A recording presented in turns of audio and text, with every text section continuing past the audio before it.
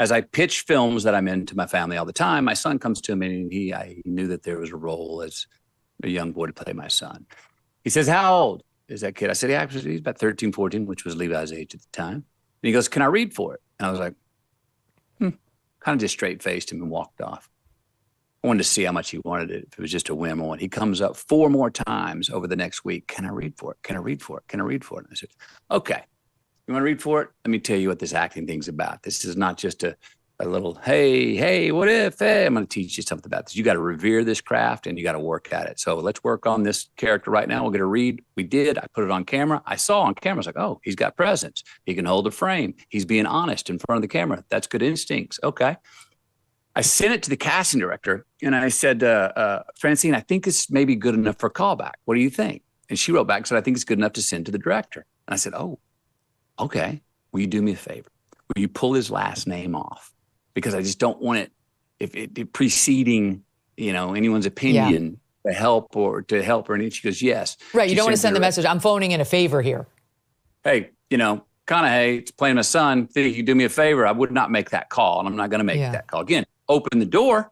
But once you get in the door, son, daughter, you go handle. But I did open the door. I had access to get his read to the casting director. Well, the director sees it and says, that's the kid. And she goes, well, that happens to be Matthew's son. He goes, even better. So he got the role, which I'm very proud of. And he did it on his own merit and his own talent. Okay, but now let me ask you about part two. So then he stars in it. It's about to launch. And now I think at this point in the process, I haven't yet gotten there. None of my kids have said they want to go to media. I'm just saying, I would help them. I think I'd be living in terror of bad reviews, of nasty internet trolls. It's one thing when they come for us. Who cares? We're used to it. But come for my kid? That's the kind of thing I might toss and turn over at night.